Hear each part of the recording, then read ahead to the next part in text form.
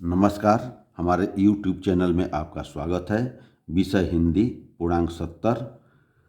हिंदी में हम क्या क्या पढ़ें जिससे कि हमारा बोर्ड परीक्षा कम समय में अधिक कोर्स तैयार हो और प्रश्न छूटने की संभावना न रहे या कम रहे। तो आइए इस पर हम चर्चा करते हैं कि कौन कौन से प्रश्न ऑब्जेक्टिव जो इस बार 20 प्रश्न आएगा उससे संबंधित शुरुआत करते हैं कि 20 प्रश्न जो ऑब्जेक्टिव आएगा वो कहाँ कहाँ से आएगा, तो वो भी इसमें शामिल है। यानी 70 में 20 ऑब्जेक्टिव प्लस 50 विवरणात्मक प्रश्न का दोनों का जो है कि हम मुख्य तौर पर बता रहे हैं कि कहाँ से आप तैयार करेंगे, किस किस पाठ को तैयार करेंगे तो आपको कम समय में कम पाठ पढ़ करके अधिक से अधिक प्रश्न हल कर सकें। पहला प्रश्न है, महत्वपूर्ण रचनाएं एवं उनके लेखक व कवि का नाम बताना है। जो कवि लेखक की रचनाएं हैं महत्वपूर्ण, जो इसके पहले वीडियो में दिया गया था वहां से आप तैयार कर लीजिए। तो लेखक, कवि का नाम और उनकी रचनाएं यहाँ से कर सकते हैं। दूसरा प्रश्न है, रीतिकाल, आधुनिक काल, छायावादी, द्विवेदी युग, प्रगतिवादी युग की दो दो विशेषताएं तैयार कर लीजिए। यहाँ से भी आपको प्रश्न मिल जाएगा। गद्यांश आता है पेपर में, तो गद्यांश का संदर्भ सहित व्याख्या तथा उसमें जो अंडरलाइन रहता है या अलग से जो प्रश्न पूछे जाते हैं उसको आप हल कर सकते हैं। तो इस पाठ में मुख्य तौर पर दो पाठ तैयार कीजिए। एक है मित्रता, दूसरा है ममता। ये दो पाठ तैयार कीजिए। मित्रता शब्द के गद्यांश को कैसे पहचानेंगे, तो उसमें मित्र या मित्रता शब्द बार बार कहीं ना कहीं रिपीट हुआ होगा पैराग्राफ में, तो इससे समझिए कि ये मित्रता पाठ का है।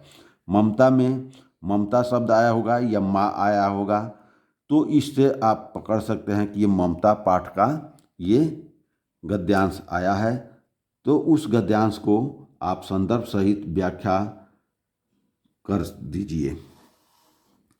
अगला प्रश्न आता है, पद्यांश का संदर्भ, प्रसंग तथा व्याख्या लिखिए। पद्य आएंगे, उनका जो है कि संदर्भ, प्रसंग तथा व्याख्या लिखना होगा। इसमें भी मुख्य रूप से पाठ जो है पद्य में क्या है, धनुष भंग है, भक्ति नीति है, स्वदेश प्रेम है।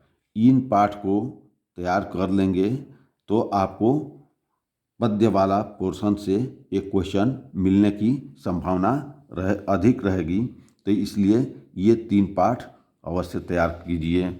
आगे इसके अतिरिक्त भी आप तैयार कर सकते हैं, लेकिन ये 3 पाठ महत्वपूर्ण है। अगला प्रश्न आता है, लेखक तथा कवि का जीवन परिचय एवं रचनाएं लिखने के लिए आता है। तो इसको तैयार कर लीजिए।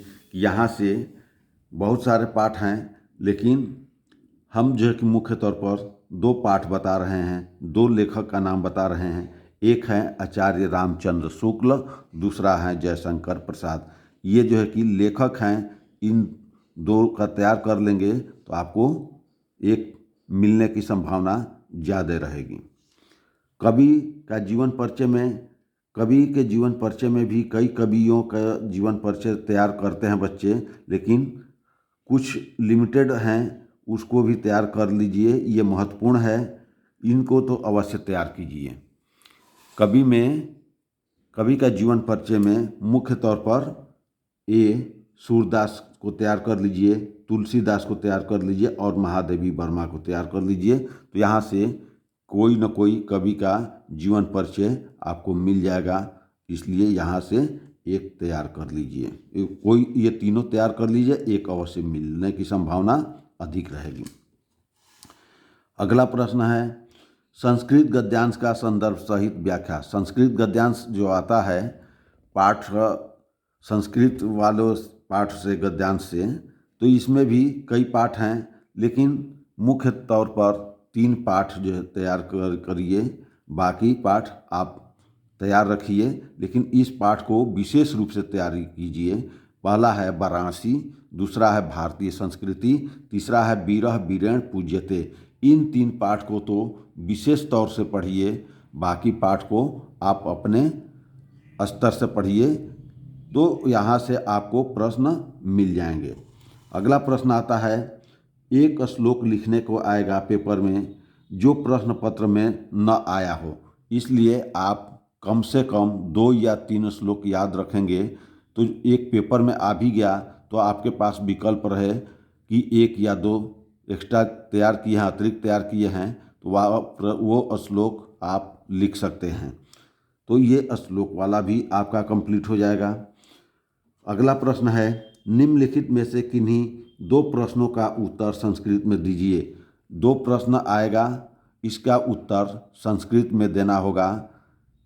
तो आप जो पाठ तैयार किए हैं उस पाठ को से किसी भी पाठ से आ सकता है, इसलिए पूरे किताब को पढ़ करके और इन 3 पाठ को ऊपर जो बताए गए हैं यहाँ से भी पढ़िए।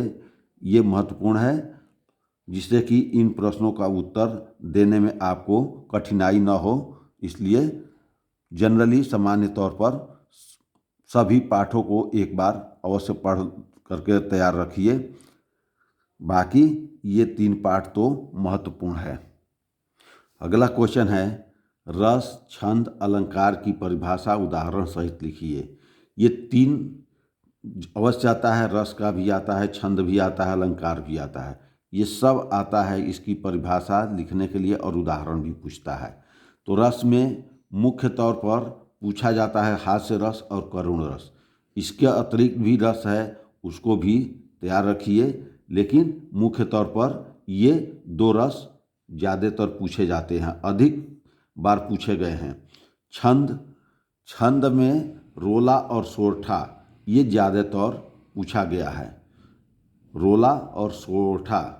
बाकी भी तैयार रखिए, लेकिन ये ज़्यादा बार परीक्षा में आता है, संभावना इसकी ज़्यादा रहती है, इसलिए इसको भी तैयार कीजिए और कुछ इसके अतिरिक्त है उसको भी तैयार कर रखिए। अगला है अलंकार। अलंकार की परिभाषा उदाहरण सहित देना होगा। तो अलंकार जितने हैं उतने पहले पढ़ लीजिए और मुख्य तौर पर उपमा, रूपक और उत्प्रेक्षा अलंकार को विशेष रूप से तैयारी कीजिए। इससे आने की संभावना, इन तीनों को आने की संभावना ज़्यादा रहती है। बाकी अलंकार भी आता है, लेकिन इन तीनों की आने की संभावना अधिक रहती है। अगला प्रश्न है 10, उपसर्ग लिखने का आता है। उपसर्ग और प्रत्यय, समास, तत्सम, तद्भव, पर्यायवाची, ये इस प्रश्न में आते हैं। तो यहाँ पर उपसर्ग की परिभाषा दे देगा या उपसर्ग लगा कर शब्दों को लगा करके बनाना होता है। उपसर्ग आगे लगता है, पीछे लगता है, और जो शब्द दिया गया है उससे जो है कि आपको उपसर्ग में मुख्य तौर पर शब्द कौन कौन से दिया रहेगा। अन, अधि, अनु, स, सु, परि, ये शब्द बहुत इम्पॉर्टेंट हैं। इसके अतिरिक्त भी अन्य शब्दों को भी तैयार कर लीजिए। ये 6 शब्द काफ़ी महत्वपूर्ण है। वैसे प्रत्यय में भी आई, त्व, पन, हट, वट, ता, ये जो है कि महत्वपूर्ण है, तो इसको तैयार रखिए और इसके अतिरिक्त भी कुछ अपने से याद रखिए। अगला आता है समास। समास की परिभाषा उदाहरण सहित आप लोग तैयार रखिएगा। समास के जो शब्द आते हैं उसकी विग्रह व्याख्या करना और उसमें कौन से समास हैं इसके बारे में पूछा जाता है। तो समास, द्वंद्व और द्विगु समास बहुत ही महत्वपूर्ण है। बाकी समास को सामान्य तौर पर पढ़ लीजिए। अगला आता है तत्सम शब्द, तद्भव शब्द। तत्सम और तद्भव शब्द यानी अशुद्ध शब्द को शुद्ध शब्द में के रूप में लिखना, ये तत्सम और तद्भव के रूप में आता है। अगला प्रश्न है पर्यायवाची शब्द। कुछ शब्द पर्यायवाची के आते हैं और कुछ महत्वपूर्ण शब्द हमने पर्यायवाची के छांटे हैं, इसको तैयार कीजिए। और इसके अतिरिक्त भी पर्यायवाची शब्द हैं, उसको भी आप लोग को देखना होगा, तैयार रखना होगा। और जो महत्वपूर्ण हमने छांटा है उसमें है अग्नि है, बादल है, कमल है, वायु है, सूर्य है, तालाब है, आँख है, जंगल है, जल है, आकाश है, गंगा है। ये महत्वपूर्ण हमने अपने से छांटा है। आप लोग इसके अतिरिक्त भी तैयार कीजिए, जिससे कि आपका प्रश्न पर्यायवाची से भी कोई प्रश्न न छूटे। अगला प्रश्न आता है संधि विच्छेद। संधि विच्छेद, जो शब्द दिए रहेंगे उसका संधि विच्छेद करना होगा, उसके बारे में बताना होगा। उस संधि का नाम पूछ लेता है, उसका परिभाषा भी पूछ लेता है। तो संधि की परिभाषा और उसका विग्रह तैयार रखिए, और मुख्य तौर पर यण संधि को अवश्य पढ़िए। ये ज़्यादा इम्पॉर्टेंट है, ज़्यादा महत्वपूर्ण है। अगला आता है शब्द रूप। शब्द रूप लिखने का यानी विभक्ति। विभक्ति में कौन सी विभक्ति का है, कौन से जो है कि वचन है, एक वचन है, द्विवचन है, बहुवचन है, इसमें शब्द रूप में लिखने को आता है। इसमें भी फल, मति, नदी महत्वपूर्ण है। बाकी अन्य को भी आप लोग तैयार रखिएगा, लेकिन ये बहुत ही महत्वपूर्ण है। धातु रूप भी आता है लिखने के लिए। धातु रूप ये आता है, इसमें भी जो है कि पुरुष और वचन बताना होता है। तो पुरुष में 3 पुरुष होते हैं, प्रथम पुरुष, मध्यम पुरुष और उत्तम पुरुष। इसमें भी एक वचन, द्विवचन, बहुवचन होते हैं। और इसके जो है कि पठ और हस, ये 2 शब्द, 2 धातु रूप क्या है, महत्वपूर्ण है। बाकी जब आपके ये याद रहेंगे तो इसी तरह से जो है कि उनके धातु रूप भी आप लिख सकते हैं।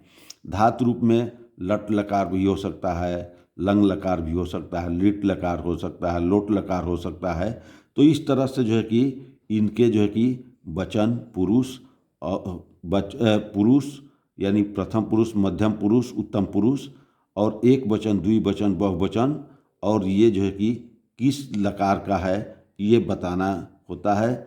यह पूछ देगा तो आपको वहाँ से बताना होगा। अगला प्रश्न आता है निबंध लिखने के लिए। निबंध लिखने के लिए आता है, तो निबंध किस पर लिखना के लिए आने की संभावना है। तो हमने जो छांटा है, ए राष्ट्र प्रेम की भावना, या इसी में हमने जोड़ दिया जनसंख्या वृद्धि, कारण एवं समस्या, निदान, ये हो सकता है। दूसरा हो सकता है प्रदूषण की समस्या तथा समाधान। तीसरा टॉपिक हो सकता है बेरोजगारी की समस्या। चौथा विज्ञान वरदान या अभिशाप। पांचवा बेटी बचाओ बेटी पढ़ाओ, और एक अतिरिक्त और आप छात्र और अनुशासन, ये तैयार कर लीजिए। तो यहाँ से आपको निबंध मिल जाएगा, और निबंध इसमें से आने की संभावना ज़्यादा है। अगला प्रश्न एक आता है खंड काव्य। खंड काव्य भी आता है, और खंड काव्य हर जिले में अलग अलग खंड काव्य पढ़ाया जाता है, और अलग अलग कोर्स में ये शामिल है। तो आपके ज़िले में जो खंड काव्य है उसे तैयार कर लीजिए, और उसको आप अच्छी तरह से उस पर बनने वाले टॉपिक को अच्छी तरह से तैयार कीजिए।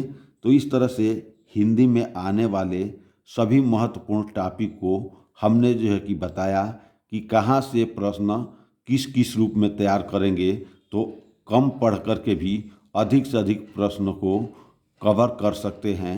परीक्षा में वहाँ से अधिक प्रश्न पूछे जाने की संभावना अधिक है। तो ये तैयार अवश्य करिए, जिससे कि आपका कम समय में अधिक से अधिक कोर्स कंप्लीट रहे, और प्रश्न आने की संभावना बहुत ही अधिक है। इसे आप पूरी तरह से तैयार कर लीजिए। पूर्ण रूपेण आप इसका रिवीजन करते रहिए, और इसके अतिरिक्त भी थोड़ा बहुत आप पढ़ लीजिए। धन्यवाद।